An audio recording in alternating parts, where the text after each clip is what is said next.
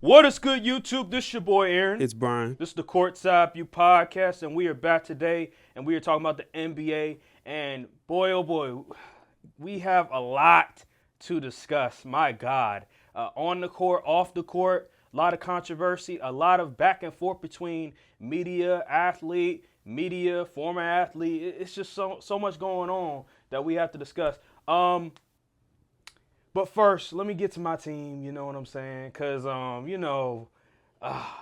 it's been such a amazing season if you're a Laker fan. Because if you've been watching the Lakers the entire season, then you know that the beginning of the year and where we are now is completely different in terms of expectations.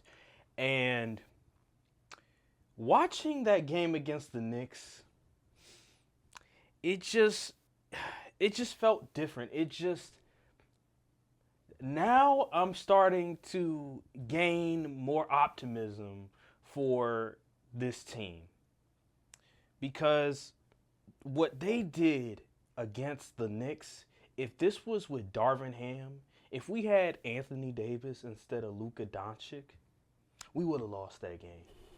And it's because when you have two closers, two guys that can handle the basketball, that can dominate the basketball, and that can hit a lot of tough shots, it doesn't matter what defense you're going up against. They're going to figure out a way because great offense always beats great defense.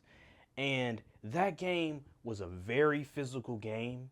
The Knicks were allowed to do whatever they wanted. They were able to get away with a lot of certain things. And surprisingly enough, for once, they actually played great defense. This Knicks team that we thought was going to be a great defensive team for the majority part of the season didn't show itself. But this game, they actually looked like the team we thought they were going to be this entire season. It's just you went up against LeBron and you went up against Luka. And the amount of difficult shots that Luka Doncic was making, especially in overtime, the one play where I want to say it was like a turnaround shot that he hit where I think a cat was guarding him and he wasn't able to blow by him. So he just hit a turnaround shot and it went in. It was like, wow, that is a tough shot. The other play, which was the 3-point shot, and it was heavily contested and the shot just, it felt like it was about to hit the roof. That's how high the shot was. And it swishes it all net. I'm like, yo, this guy, I haven't seen a player of this caliber hitting these difficult shots since Kobe. So I'm just like sitting there. I'm like, we got another dude that can take over, that has the killer instinct, that isn't afraid of dominating the basketball, hitting the game-winning shots, and is fearless on the court. And that's Luka. And LeBron, he also pitched in. He had over 30 points. This duo is just, if you're a Western Conference team, you do not want to play the Lakers. LeBron and Luka is just different. This is just a different level of shot making, of taking over games. And then you have Gabe Vincent, who was hitting a bunch of clutch shots. If he didn't make some shots, we would have lost the game. And, yeah, man, it's just, this game we shouldn't have won. The Knicks outplayed us, but because we have Luka, because we have LeBron, and because of our great defense. And Jalen Brunson got hurt. I mean, we did come back when he was on the court, though, and we took the lead when he was on the court. I mean, don't get me wrong, Jalen Brunson was killing us. I ain't going to hold you. But we took the lead even when he was on the court. So I know you want to say that, but we still took the lead. Now, he did tie the game, which was that move he did was insane. But we still took the lead. It's still like we were going to eventually win the game. But unfortunately for Jalen Brunson, I hate that he had to get injured during that game because he's such an amazing player. But, yeah, man, any thoughts? Honestly, I forgot that game was even on. I bet you did. Was that a primetime game? It was a primetime game. It was on Thursday. Did it go to OT? Yeah, it did go to OT. Yeah. Thursday, yeah. I forgot that was on. I think I was I don't know what I was doing, but it wasn't watching that. But I did see some clips and highlights, obviously, because every Lakers game gets flooded on the timeline with highlights. And I was looking at the score periodically. Mm-hmm. Because once I found out the game was on, I couldn't just like drop everything I was doing and go watch it. But I was like, oh, okay. I was mad y'all won. I was like, bet you did. yeah, and I was like, Jalen Brunson got hurt. I didn't even know they was playing. That's when I found out. I was like, wait, Jalen Brunson hurt. Oh shoot, they playing the Lakers. Mm-hmm. So I was like, oh dang, I'm missing out. I missed out. But listen, a lot of credit needs to be given to JJ Redick, first year coach, and he's turned this team that was some flunkies defensively. He got y'all playing some good defense from what I've seen. And what I've heard from your fan base and all of that stuff, which is surprising because I came into the season thinking, hey, he's going to get the offense right, but the defense was my concern. And he has y'all playing above what your talent level would suggest on the defensive end. So salute to J.J. Redick for that. But like you said, that Luka-Bron dynamic, it's going to take a minute to figure out for the opposing team. I don't think you can figure it out because it's just – best you could try to do is slow him down a little bit, and Luka's not even playing his best ball yet. He's his shooting is still a little, but everything else seems to be top notch. He seems to be giving effort on defense. He's moving his feet. He seems like he's buying in to the scheme and culture. So I just don't like it. I don't like Nico Harrison. I don't like the Mavs organization for what they did. Y'all should have left them in the slums like they should have been. Now you done made the balance of the league. You just shifted the balance in one trade, ruined a bunch of people's season. Anthony Davis hurt, Kyrie Irving tore his ACL. Another Mavs player is hurt now. This is all happening because of Nico Harrison. He needs the basketball gods should punish him to the fullest degree. Really? Yes. He should never work in this business again. He should not have to pay a bill in Los Angeles ever again for what he did for the Lakers. Because, oh, boy. Man, oh, man. We were so close to them just being in the slums and just dying. And then they just rose up out the casket like Undertaker. It's impossible. And now this is what we got to deal with. We got media members saying, oh, the Lakers saved the NBA. What? already trying to write their ticket to the finals. I said, okay, man. This is what happens. I hope Adam Silver is happy. I know he is because he see these Raiders. He's like, ooh. He like, money, money, money.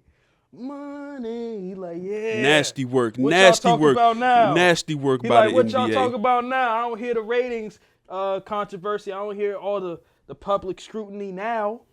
Nasty because we argue. It's a whole bunch of other stuff going on with the media. They ain't got time to be talking about no ratings. We're gonna get into that in a little bit though. But on the Knicks side of things,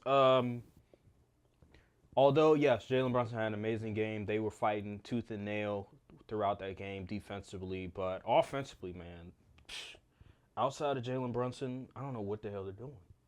The spacing was off a lot of times. Karl Anthony Towns, he didn't get the ball in the fourth quarter or overtime. It just seems like the offense just seems out of whack. Like, there's no identity. Mikal Bridges, OG Anunoby was getting his game off, but mostly because our game plan, we was blitzing Jalen Brunson a lot, and that would leave OG open. It seems like JJ Redick, he was like, hey, we're going to live with OG trying to beat us. And eventually he got cold at the end, and that's how we were able to come back. But, man, their offense, dude, it needs to work. I mean, don't get me wrong. They have been one of the best offenses in the NBA. So it was kind of weird watching this game go by and they just have a difficult time with the spacing, with trying to get Cat the ball. Now, that's a large part because of Lakers defense. I ain't gonna lie. That Lakers defense, LeBron James, the way he was fighting, making sure that Cat wasn't getting the ball. They were double teaming a lot of times when Cat was getting the ball. And we were changing our defensive coverage on Jalen Brunson a lot of times where we would blitz him one time. And then we would do something else. I forgot what we did. But it was like 3 different sort of coverages that they would do. Because what they did was a lot of screen and roll action, a lot of pick and roll action. And I think we would switch, we would blitz, and we did something else. But ultimately, Jalen Brunson was able to get his game off. But the other dudes, they just had a difficult time outside of OG for like the first 3 quarters, I think it was. So they got to figure something out. Now, you're going to have Jalen Brunson be out for the next maybe 2 or 3 weeks with the ankle injury. 2 weeks. Yeah, 2 weeks. So that's going to be very difficult. But, hey, they still have a lot of talent. They still have Karl Anthony Towns. So as long as they can withstand the test of time, I think they'll be fine. And besides, the Eastern Conference, man, outside of Cleveland and Boston, I mean, everybody, it's a crapshoot. Yeah. The Milwaukee Bucks, they're winning, but I wouldn't say they're one of the elite teams in the NBA. So it's not really that much of a difficult path for them. Their schedule isn't too crazy. They have some good teams on there, but I wouldn't say that they're the most difficult teams that they're going to have to face. I'm not like Charles Barkley that's going to say they're going to lose every single game without Jalen Brunson. I think that is just... He said that? Yeah, he literally said... Like, this dude, man, we're going to get to it eventually, but I think the Knicks will be fine. I think they'll figure out a way to win without Jalen Brunson. They have enough talent with OG, with Mikal, and Karl Anthony Towns.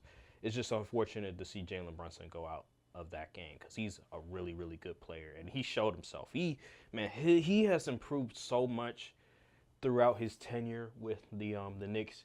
Remember with Julius Randle, I remember Julius Randle, he was the guy that would take all the shots in the fourth quarter, and that would be very detrimental to the team.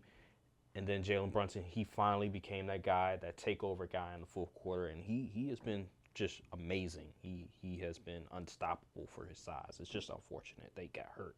But I want to move on, though. I want to move on since we're talking about, matter of fact, let's get to the other games, and then we'll get to the stuff that's happening off the court. Okay. I want to give shine to the games and some of the players. Want to be positive first before we get to the negative.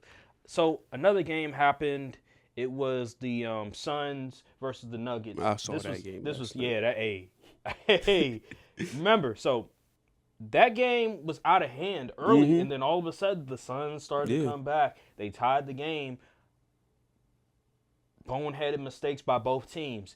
The Suns, they left Christian Brown open at the end, wide open. He made it, though. No contest. Made the shot, went up 3, and then they left KD KD open because they ran to Devin Booker trying to double him, and then KD was open in a corner, and he just swished it. And so we go to overtime. Ultimately, the Nuggets, the better team, the better dudes, they won. And Nikola Jokic finished with 30 points, 20 rebounds, 20 assists. The first player, obviously, like, he had more than 20 assists and 20 rebounds, but you get what I'm saying. The first player to put up 30 points, 20 rebounds, and 20 assists in NBA history. It's crazy. I would have thought Russ would have done it. Closest he got, I think he had 20 in 20, I believe. He did, yeah. Oh, 20 and 20? No, he had a 20, my bad. Yeah, 20, because I remember that was the game he played my Lakers. Yeah, he had like 20 points. Was it 20 assists? Was it 20? Hold on, wait a minute. I think he did have. No, I think he did have 20. It was 20. I think Jokic he had 30 points. Yeah, he had 30, okay, 30 all 20, right, 20. Okay, but that's still impressive, though. Oh, absolutely. 30 points, 20 rebounds, 20 assists is insane. Just your thoughts on that stat line and Nikola Jokic. That is just another display of when it's all said and done. Jokic will be at least a top 2 center all time. Wow, top 2? Really? So you putting him over Shaq? You putting him over Bill Russell? Really? Yes. So what if he only wins one ring? Individual, talent-wise, I mean, who's been better? I mean, Hakeem Olajuwon. Hakeem is my GOAT center. Hakeem was, Kareem. Well, Kareem and Shaq Hakeem. Too? I got Kareem, Hakeem, then Shaq. I think Jokic, he could get over Shaq, in my opinion. Wilt was averaging 50 points a game. Come on, man. Come on. See, dude. this is why I hate these all-time lists, because you got to account for errors and stuff. Like, we all know it's not the same level of hoops. Jokic is doing something unprecedented. No, it is. Even Wilt couldn't get a 30-20-20 game if he tried. Very impressive. So, yeah, like I said, this Jokic stuff is ridiculous, man. It's just so much high-level talent in the league. And I think we need to be more appreciative of what the players are doing out there instead of trying to make narratives about every single thing. Oh, this player ain't nothing because he ain't won, blah, blah, blah. Like, come on, let's enjoy the basketball. And another victim of this is my boy, Giannis Antetokounmpo. Let me tell you something. Giannis is averaging 32. I wish I knew the rest off the time, but he's averaging 32 points. I want to say he's averaging at least 10 rebounds. Yeah, I want to say like 14. Yeah, he's probably at that. And he's almost averaging a triple-double. And he's shooting very efficiently. When is he not shooting efficiently? Like, I'm talking like mid-range. Like, he's shooting 40-something% from mid-range. 30 points, 12 rebounds, 6 assists, 60% from the field. That is generational right there. He's second in points. Yes, he is. And he just crossed 20K points the other night. Mm-hmm. Second youngest player to do it behind who? LeBron? No, it wasn't LeBron. No, it wasn't? It's Jordan. Oh, Jordan? Really? I'm pretty sure. 20K points? Yeah, I'm pretty sure it was Jordan. There's no way. I promise you I saw the graphic and it was Jordan. Let me see. LeBron, there's no way. There's no way Jordan is the youngest player ever to get to 20,000 points. There's no way. There's no way. I'm pretty sure it was Jordan. If it was Jordan, then wow. Fastest player to reach 20K. Oh, it was LeBron. I tried to. Oh wait, whoa. What does it say? It says only LeBron James, Kevin Durant, Kobe Bryant, Wilt Chamberlain, Michael Jordan reached the 20K milestone at a younger age. Sixth youngest. Well, I'm talking about games play. I thought they was doing games play. Oh, fewest games. George Gervin did it in fewer games played. That's what it says. That's what StatMuse says. Okay. Oh, something ain't right. Okay. No, I mean. His NBA.com made an article. Yeah, it didn't give no specifics. Regardless, 20K points is 20K points. Yes, and he's been dominant for a long time now. A long time. Like nearly a decade. He's putting up MVP numbers every single year. Despite his team not being an elite team, he's still putting up his numbers. He's still a great player at the end of the day. And we should remember that. We shouldn't just ignore what he's doing. He's still in his prime. He's still a top 2 player, in my opinion. Absolutely. And any team that gets Giannis Antetokounmpo should be very glad that they have Giannis Antetokounmpo. And the crazy thing is, he's not even like shooting threes and stuff. Like, he's getting his work in the paint. Yeah, and he's improved a lot fundamentally. Oh yeah, absolutely. He's not just a rim runner guy. He's not just a guy that, I'm gonna just stay in the paint. I'm a dunk guy. But like, even if he was though, Shaq is a Hall of Famer because of that. Mm-hmm. He won multiple rings because of that. Right. But Giannis is doing it better. You don't, and longer. Exactly. Yeah. Because he's taking care of his body. Mm-hmm. And he's developing his game. And it's not like he's as strong. He's not as big as Shaq. Giannis a big dude. Giannis a big dude. No. But Shaq, he was like. Yeah. Shaq. He was just like. Giannis 260 maybe. Giannis might be 270. That's a lot of muscle. 270? Yeah, no, that's crazy. But Shaq was 320. Yeah, Giannis is super dominant, man. This is literally probably the most dominant player we've seen at the big position since Shaq. Actually, easily the most dominant player we've seen at the big position. I'll go steps further. Most dominant power forward we've seen since maybe Malone? Tim Duncan. Oh, Tim Duncan, yeah. Tim Duncan. Yeah. And shoot, he's putting up better numbers than Tim Duncan. Yeah. Way better. Now, granted, Tim Duncan sacrificed Spurs. Yeah. Had a lot, Ginobili, Tony Parker, those guys. He had to sacrifice. But at the same time, what Giannis is doing, the numbers, I don't think there's another power forward that put up better numbers consistently throughout their career than Giannis Antetokounmpo. That's how good he is. Yeah, he's phenomenal player. That's why he's one of my favorites. Always love seeing him in the playoffs and stuff. Hopefully they can win some series or something, because Giannis is box office, and even when they're the lower seed, it's still gonna be trouble when you play him. Like, you'll never just walk all over the Bucks just because Giannis is right there. He's going to keep the game close because you can't stop him. That's true. That is true. They've been winning a lot of games recently too. Yeah, they're some top must have 4 clicked. seed. Yeah, They're something. top 4 seed in the NBA right now. They beat a few dudes on the way there too. I disagree with Kendrick Perkins saying that they're the number in terms of like who matches up the best against Boston in the Eastern Conference. He said They that said it's the that Bucks. Bucks. I disagree. Nah, I don't think they don't got enough firepower in my opinion on offense. I look at defensively. You talking about offensively? I look at defensively. They don't have the guys to guard against Boston. That is Boston. People need to realize like how difficult it is to guard against Boston. Everybody in that starting lineup can shoot, and they have 4 dudes that can handle the rock, that can initiate an offense. You have Jaylen Brown, you have Jason Tatum, you have Derek White, you have Drew Holiday. Mm-hmm. How can you defend that? That is very difficult. They don't have the wing. Milwaukee does not have the wing defenders to match up with Boston. So for him to say that just because they have Giannis Antetokounmpo, I just think that's an old way of thinking. I agree. Just because you have Giannis doesn't mean this is not 1995.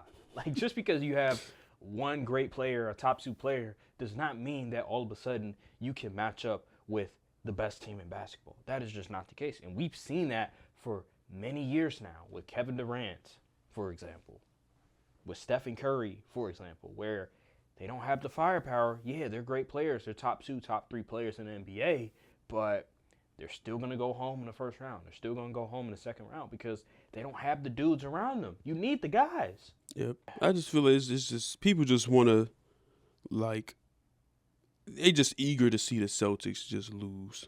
And I don't like that. I'm not a particular fan of the Celtics, but we got to be realistic here. They're easily the best team. Well, I wouldn't say easily, but they're the best team in basketball, in my opinion. Yeah. So, previewing some games, we have Saturday night, we have Sunday. Let's start it off with Saturday. We have the Lakers versus Celtics. This might be the most anticipated game of the year so far, minus the Cavs versus the Celtics or the Cavs versus the Thunder. This game right here will probably break some records for this season. So, looking at the injury report, Roy Hachimura is going to be out. It looks like Jackson Hayes, LeBron, Luka are going to play. On the Celtics side of things, Kristaps Porzingis didn't play the last game, but he's questionable. I think he's going to play. It's an illness for him. I think he's going to play against the Lakers. Sam Hauser, he's questionable. I don't know if he's going to play, but chances are it's the Lakers. He's going to play. And Drew Holiday, he was out the other game. I believe he's going to play. So it seems like both teams are going to be relatively healthy, minus Roy Hachimura. Lakers will be on the road versus Boston. This is going to be very interesting to see how the Lakers are able to match up against a Celtics team, like I mentioned in the previous segment, where you have everybody on the court can shoot. So how do you match up against that? The defense has been one of the best in the NBA. I think they're the second since I forget what part of January. Since some part of January, they've been the second best defensive rated team in the NBA. So the Lakers defense has been phenomenal. They showed it against the Knicks. But how do you guard against a team where everybody minus Kristaps Porzingis can create their own offense, can shoot threes? How do you come up with a game plan to stop that? That will be the question for that game. I don't even know. I wouldn't. That's why I'm no NBA coach. I wouldn't even know where to start. The best thing you could do is hope they miss. If you ain't got the dudes to guard them, you just gotta hope they miss. Yeah, and I think another thing will be the officiating. Mm-hmm. How will this game be officiated? Because if it's a physical game and they let them get away with certain things, then that will bode well for the Lakers. The Lakers, they want to make it physical. They don't want to make it all finesse and pretty, because when you make it all finesse and pretty, that just goes into the Celtics' favor, because that's what they like to do. They want to make it pretty. They want to shoot a lot of threes. They want to get a lot of fouls called. So how is the game going to be officiated is going to be very important. If it's officiated like the Knicks game, then they might have a chance. But if it's just one of those things where a lot of fouls are called, then it's going to hurt the Lakers a lot. Yeah. Honestly, I'm gonna go. I think the Celtics win this one. simply because, well, one, the freaking spread is 7.5 points. That's pretty high for a basketball game. I'm gonna go with the Celtics. I feel like the Lakers are making good progress, but this is really like the first elite team that they've played since the Luka trade. Yeah. So, and I just don't think they're there. They're just fully there yet. It's going to take a little more time. April's around the corner. I think it's interesting. It's funny how the Lakers actually beat the Celtics before the Luka trade. That is true. I forget who. I think the Celtics may have been fully healthy that game. Don't quote me on that. Matter of fact, let me check that out real quick. But it's funny that I think the Celtics were cold that game. They weren't making the shots, and the Lakers were just able to win. I think we had Anthony Davis that game, but man, Boston when you go to Boston Garden, Boston Garden, man, TD Bank, Garden, TD Bank. It's a whole different animal. Yeah, they don't play over there. Them fans, they show up. Yeah, so I think it'll be a close game though. I don't think the Celtics cover no 7.5, but I think the Lakers lose this one, or the Celtics win this one. Yeah. I just something about it. I just got that feeling the Celtics get this one. I feel like they're gonna get up for this game. So the last time they played, the Lakers won by over 20. Damn. Just looking at it right now. So Kristaps Porzingis, Jaylen Brown, Jason Tatum. I don't think Drew Holiday. Oh, Drew Holiday did play. Drew Holiday played. Derek White played. So the whole starting lineup played. It seems like everybody was healthy. Al Horford played. Sam Hauser played. Luke Cornett played. Peyton Pritchard played. So all the one of dudes those were playing. nights. It was just one of them nights where they just couldn't make a whole bunch of shots. Roy Hashimura, he had 10 points. LeBron James had 20 points, 14 rebounds. Anthony Davis had 24 points, 8 rebounds. Austin Reeves had 23 points, 6 assists. Max Christie only had 6 points. Dalton Connect had 13. Gabe Vincent had 12. So, yeah, man. I mean, we had Dorian Finney-Smith at the time, but no Luka like you mentioned before. We were able to win for whatever reason. I don't know. I gotta look at some more stats real quick because I know the 3-point shot wasn't going in. Basketball reference. January. Yeah. Let's see. See if I can find a lot of these games today stink. It's only like 2 games, maybe 3, a possible 3 that's worth a ham sandwich. Like Pistons Warriors should be a good game. Mm-hmm. If everyone is healthy on the Warriors. Is Jimmy Butler going to play? I know he's been out recently. That's actually a pretty decent. He's not on the injury report, so Kuminga is out. No one cares about he's been Pod. out for a minute, that's gonna be a good game, man. The Pistons are fun to watch. Cade Cunningham he's a dude. So the Celtics shot 41 threes and made 14 of them. Oh yeah, they was cooked.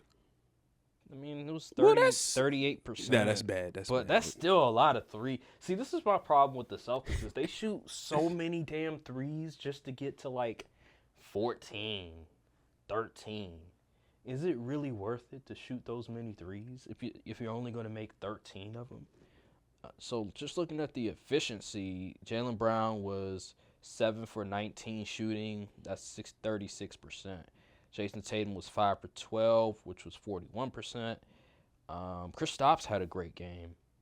Drew Holiday was terrible. Derek White was terrible. And okay, so pretty much off night for majority of the players. And Jason Tatum didn't really do a whole lot, only 16 points. And Jaylen Brown was the best player on the court, and he only had 17. So it was an off night for them for sure. And I don't see that happening this time.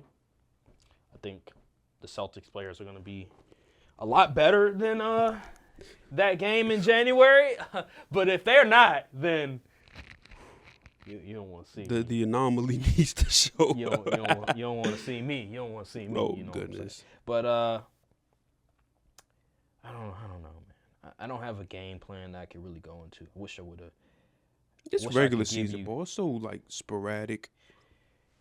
But this feels like it's going to be a playoff game.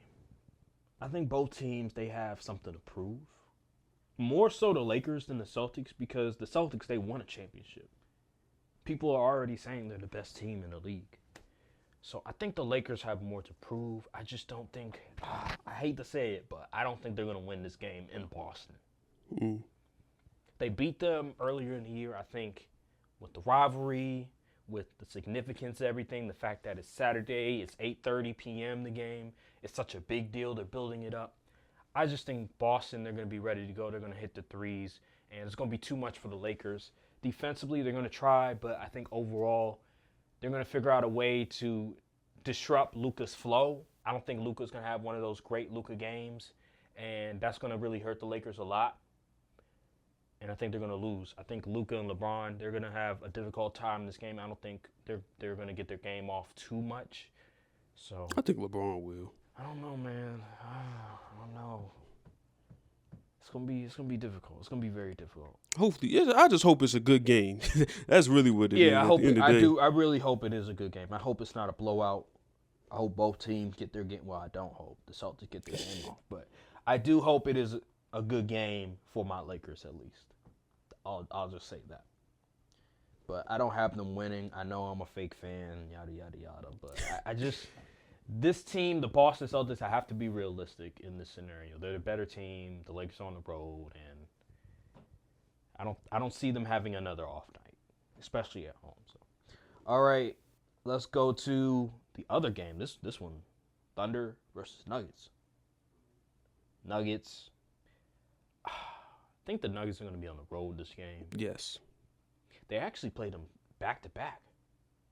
They played them Sunday, and then they played them the next game as well, which is weird. I don't know why you would do something like that, but regardless, Nuggets, Thunder. I have the Thunder this game. I'm just not sold on the Nuggets. The fact that they were in a nail biter with the Suns, the fact that the Suns was able to come back and nearly win that game is a bad sign. Their defense is just horrendous. The Nuggets, I don't know what happened. What happened? They used to be one of the better defenses in the NBA. Jokic used to be a pretty decent defender. Like, he was really buying in. They let the people that play defense walk. There's just something missing with this team.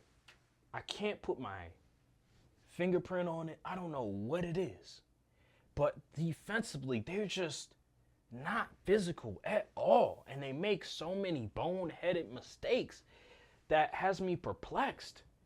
I just don't see them beating the Thunder. I just think the Thunder are just a better team. There's a gap, in my opinion. I do believe it will be a competitive game for the first three quarters, but then the fourth quarter rolls around. I believe the Thunder will take over, take control. I think physically, the physicality of the Thunder, the athleticism of the Thunder will be too much for the Nuggets, and I have the Thunder winning. And if you recall, and then I'll pass it on to you, last playoffs, the Nuggets versus the Timberwolves. Mm-hmm. One of the major reasons why the Timberwolves won is because of just how better they are defensively and athleticism-wise. The Timberwolves, their athleticism was significantly better than the Nuggets, and they were able to take advantage of that in that matchup. You look at the Thunder, it's the same thing. The Thunder, man, they got a bunch of dudes that are high flyers, that are fast, They can get out and run quick, that are twitchy. Lateral quickness is just phenomenal, and they're physically imposing. I don't see the Nuggets being able to counter that. Where are you with this matchup? I'm pretty much wherever you are. I just think the Thunder are just a better team top to bottom, and they're better defensively. I see some players on the injury report, game time decisions. I'm sure they'll play because it's the freaking Nuggets. But yeah, I just think the Thunder have been the more consistent team. It's funny because that Shea video, my whole life is consistent. Yeah, they just been more consistent. The Nuggets, they're just too volatile in my opinion. Like they'll play good teams and just lose, and they'll be in nail biters with teams they should beat handedly. So it's just kind of like, I'm not really a believer right now unless we get another masterclass Jokic performance. But even still, that might not be enough because 1 through 5 got to show up. And if only Jokic is getting his game off, then OKC gonna run them boys out the gym. And I don't think Jamal Murray's going to have a good game. And I think they need him to have a good game if they want to win. That's another tricky thing with OKC. They're not small. I mean, they're small, but they don't play small. No. They really play above the rim, in my opinion. And they're just like, oh, my goodness. I wish OKC had more nationally televised games. Well, they're going to have it this Sunday. Yeah. I do think that with OKC, they just have so many guys that can play both ways. That can play offense, can play defense. It's very difficult when you're the Nuggets and you're going up against a team like that, when you're not like that at all. You're not physically imposing. You're not all that great defensively. You don't have the athleticism and the speed and the quickness of an Oklahoma City Thunder. It's just a bad matchup in my opinion. I just don't see how the Nuggets win this game. One concern I have is we know how Shea likes to play. And what I think he'll do to the Nuggets, I think he'll have to make them – I think what they're going to try to do is going to try to get Shea to really attack the basket and jumble up that defense.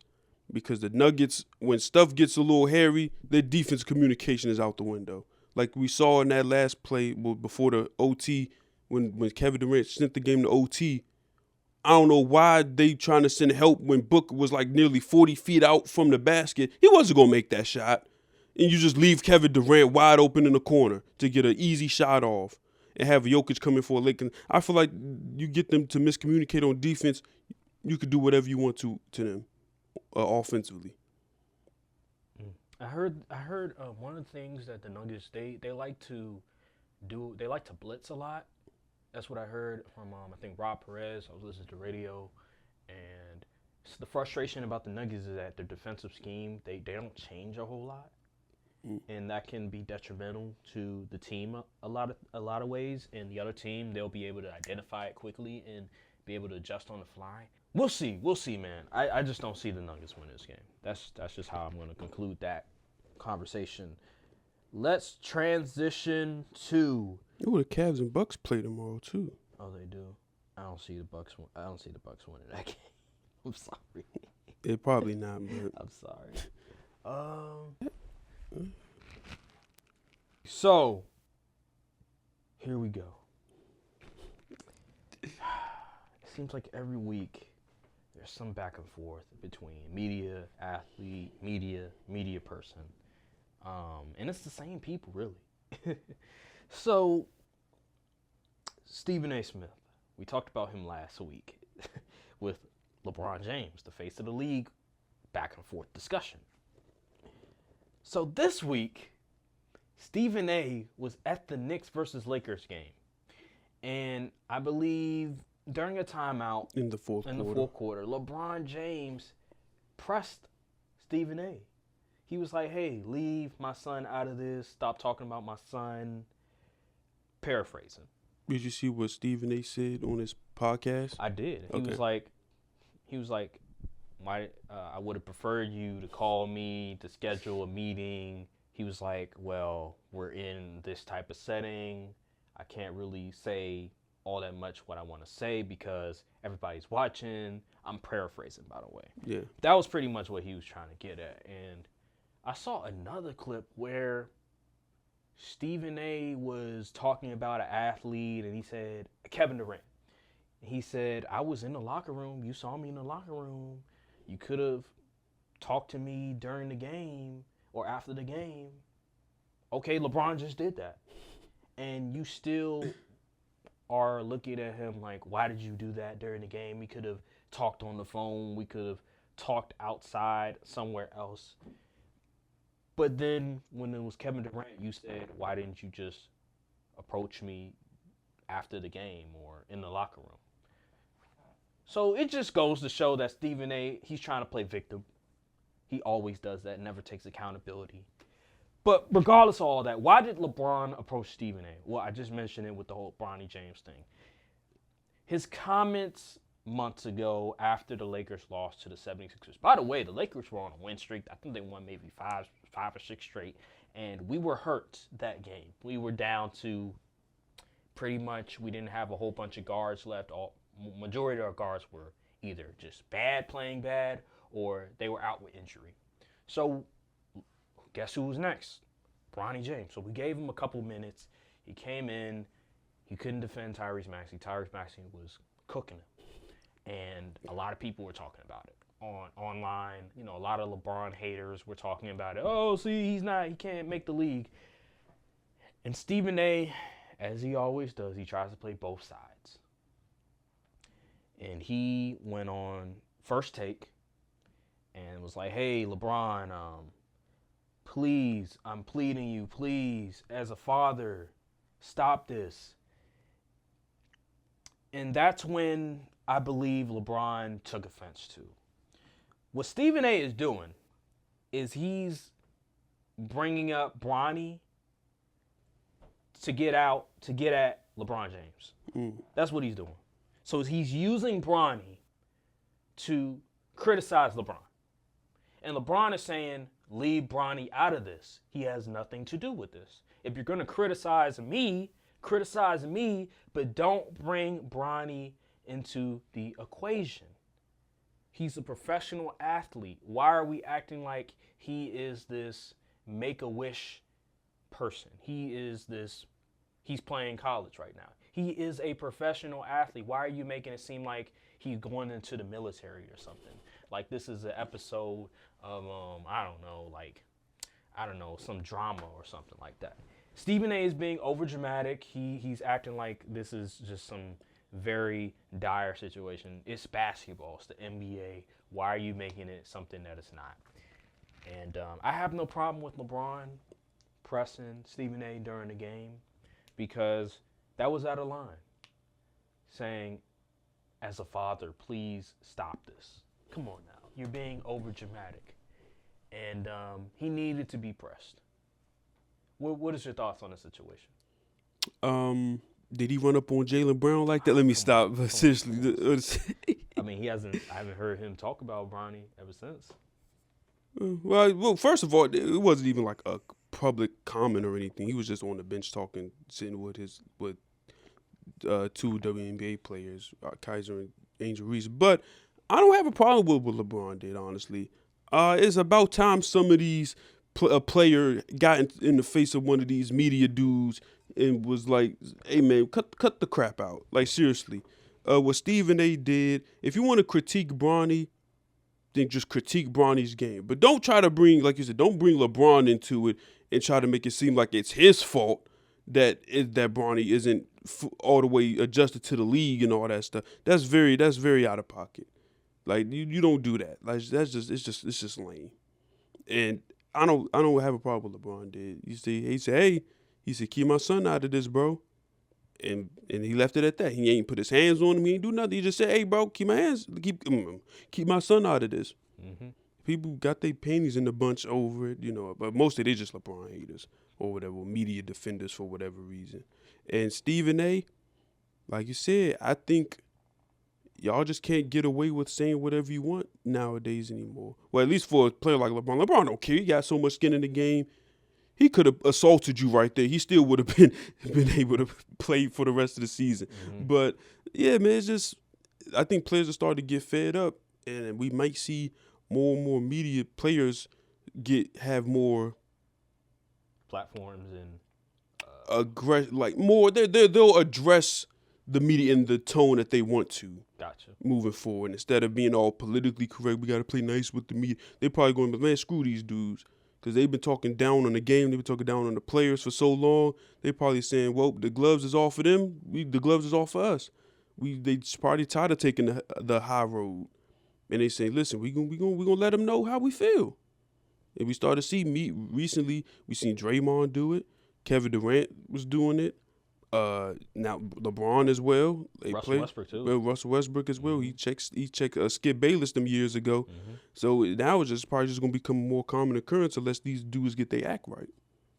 Because you can't say everything on TV and then not and people try to address you for it. Now you want to, you should have did this. No, the disrespect was public. Mm-hmm. So we gonna address it in public. And he was trying to say, why don't we just keep it private? Like, no. Why didn't you address his concerns privately? You had his number. You could have got in touch with LeBron before going on air saying, LeBron, please stop. It ain't like it's acting. Like, these is real statements. You believe what you saying up there. So, yeah, so the disrespect was in public. We're going to address it in public. Mm-hmm. So, yeah. Yeah. I have no problem with LeBron doing it. I think it is kind of funny he did that, like, in fourth quarter in a tight game. He just left the huddle and said, you know what? I got something to get off. He probably was heated. The game getting close. Someone might have missed an assignment. He had to take his frustration out on somebody. He said, man, on another thing, he was Stephen. Yeah, man. I just think it was out of pocket of Stephen A. to call his fatherhood. Not in question. I wouldn't even say the question. He didn't really question his fatherhood. It was just to bring it up at all when it's just basketball, man. And then I saw a video, a guy broke it down where it was Bronny James, the 55th pick, and then the picks afterwards, and comparing the stats, the G League stats, the stats in the NBA, and Bronny is way better than those other dudes picked after him. So the fact that Stephen A. and these other media people aren't calling it how it is, like not being accurate in their assessment, not being fair in their assessment, is telling LeBron and many people that are fans of LeBron or just spectators overall that are objective, they're seeing that and they're saying, okay, a narrative. They're trying to spin a narrative to fit their agenda. They're not calling it accurately, and they're just doing it to get views, to get attention, and that's the problem with the media. Is they're not showing both sides. They're only showing one side of it all to fit their narrative. They're taking like numbers and stuff out of context. When you put it into the context with the other rookie class, the second round players in the rookie class, Bronny doesn't look out. He doesn't like out of place. He exactly. doesn't look out of place at all. And the fact that they're talking about Bronny, but they're not talking about the other guys in the draft, first round picks, is telling. It shows that they're trying to pull something. They're trying to pull something for ratings. They're using Bronny to get at LeBron for whatever reason, and that's just a no-no in my opinion. That's just unprofessional. You calling his fatherhood, it's just like, come on, man. Like, that is just inappropriate. And I'm with LeBron. I'm with Draymond. I'm with all these dudes that feel that it was disrespectful to do that. This is basketball. Let's keep it basketball. And I have no problem with what LeBron did, pressing him, because he needs to get checked. He's been wilding. He's been running rampant for years. And finally, somebody, the most known player in the NBA, the face of the NBA, went up to Stephen A. and said, enough is enough. And that's that, because him and Skip ruined the coverage of the NBA. I'm glad LeBron was finally able to approach one of those dudes. So, another thing that happened, Charles Barkley. When does he not say something that's just ridiculous? I don't even know. So Charles Barkley, pregame show. You could tell he's heard some of the chatter about, the Lakers, Laker fans, other people that were, for the Lakers, and they've been critical of Charles Barkley's comments about the Lakers, saying that they're trash, saying that they're not good. And then he went on the pregame show and said, they've been only good for 2 weeks. And then he called, I think, Kendrick Perkins a fool for his the Lakers are saving the NBA comments. And then he also called out ESPN. Yeah. Saying that they're a bunch of fools and idiots. Where are you with Charles Barkley? Like, how do you feel about his comments?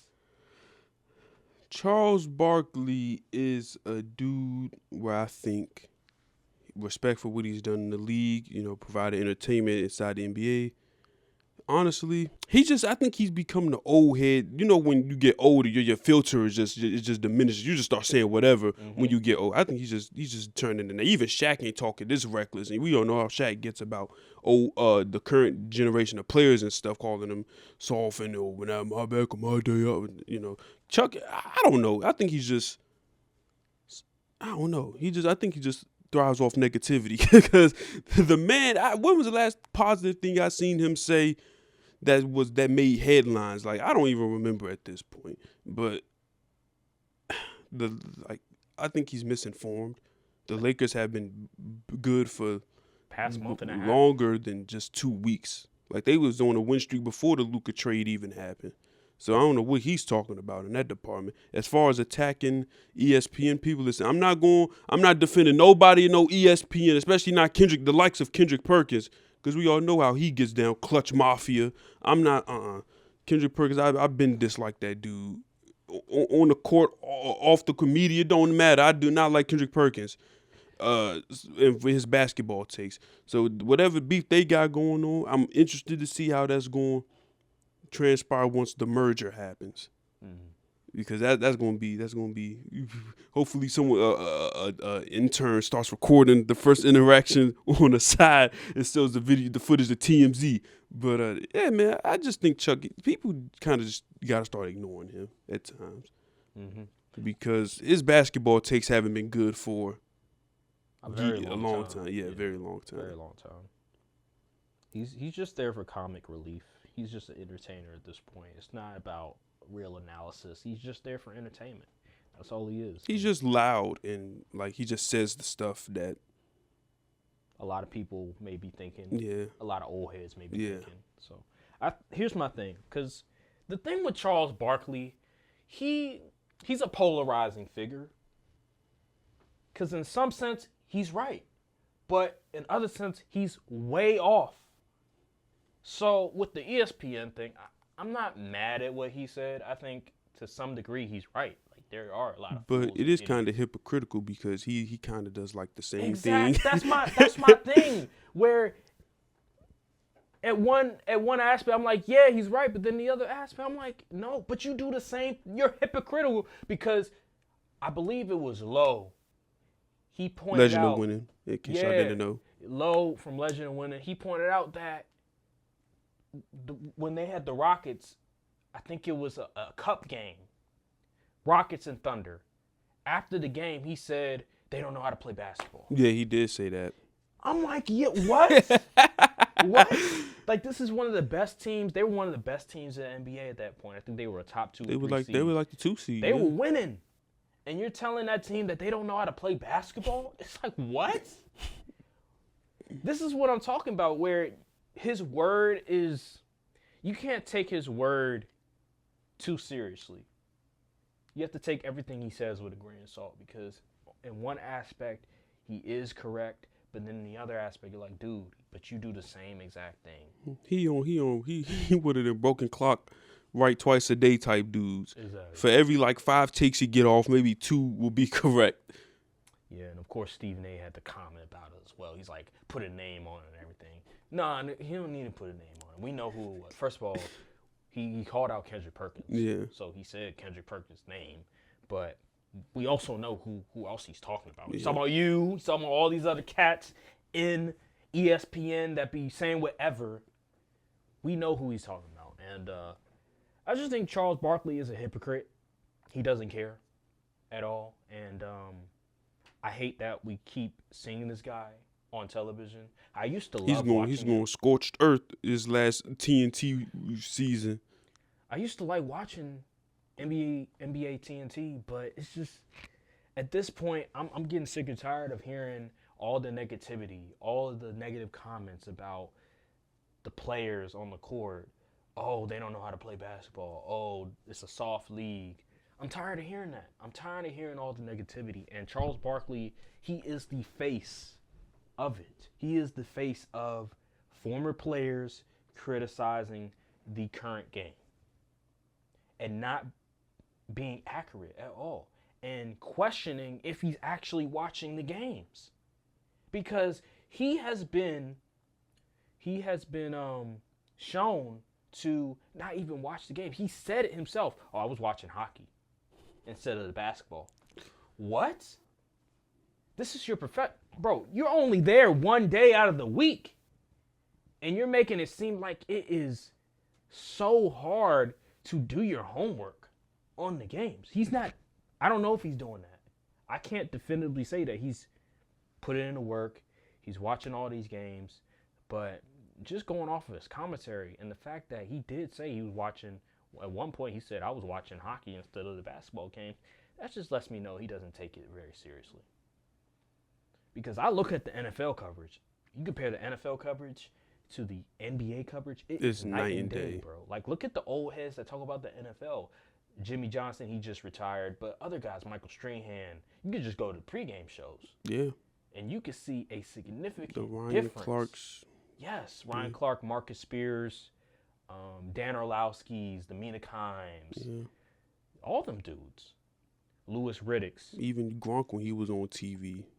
Yes, you can see a significant difference in preparation and coverage compared Even to the guys I don't think that are that good, like Acho, they do a much better job than them NBA dudes. Absolutely, and LaShawn McCoy. But even still, they're trolls. Yeah. But even still, they break down the game better than a Charles Barkley, who's just. It seems like it's just an easy check for him. He's like, hey, you know what? They're paying me all this money. I don't even have to watch the games. I don't even have to do the homework. I could just say whatever I want to I don't got to do the knowledge. I just got to show up. And people will praise me for it. I hate that.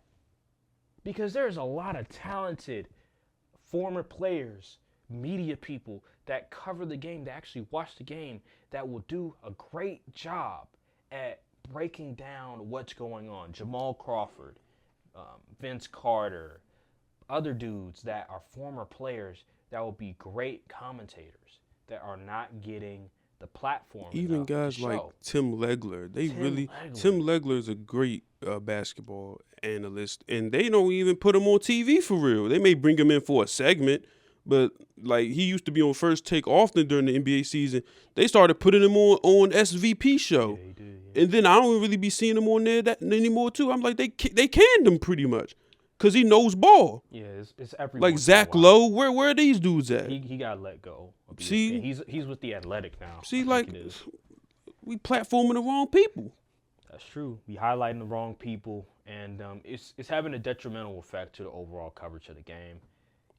The thing is, like with First Take, they bring in Dan Orlowski. He breaks down the game. Yeah, he's on a debate show at times. He can look ridiculous with his TV takes. Especially with the Josh Allen But he'll break down the game. Like, he'll give you a reason, okay, here's why this player did X, Y, and Z. Yep. This is why this player couldn't do X, Y, and Z. He knows X's and O's. Yeah. He's breaking down the game while debating Stephen A. and Shannon and other people. While Shannon is honestly, he's like the only former NFL dude that's in like that doesn't break down the game like at all. Like, I haven't seen him put out no film or nothing. He's actually came out and explained why he can't necessarily break down the game. Really? He can, and he's done it before on FS1, remember? Okay.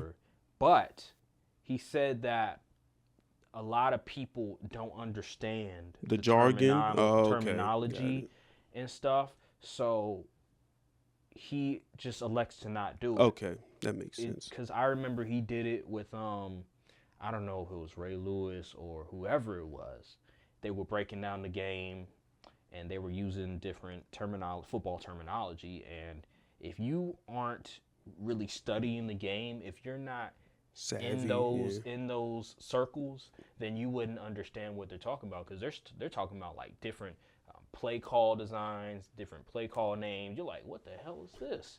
And like when they say like a dummy, like they say like a dummy blitz or a bomb blitz or stuff like that, where if you're not in those meetings, in those circles, you wouldn't understand. Right. Okay, that makes sense. But he does. Sometimes he will bring up certain coverages that they've used while he was playing the game, but it's just a little bit. It's not a whole lot. So, but if he was on NFL Live, then he would. Oh yeah, I think that's different. NFL Live actually breaks down the game and different football terminology and stuff like that.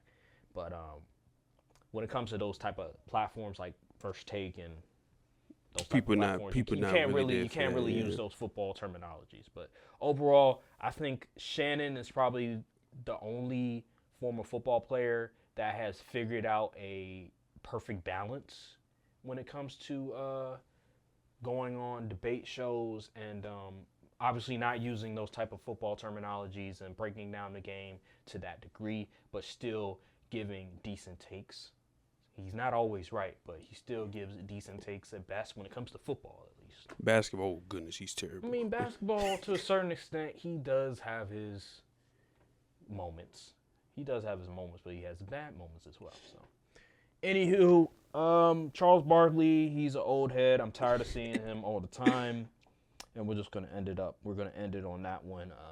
Thank you guys for watching. Make sure to like, subscribe, comment down below. Hit the notification bell. Follow the socials as well.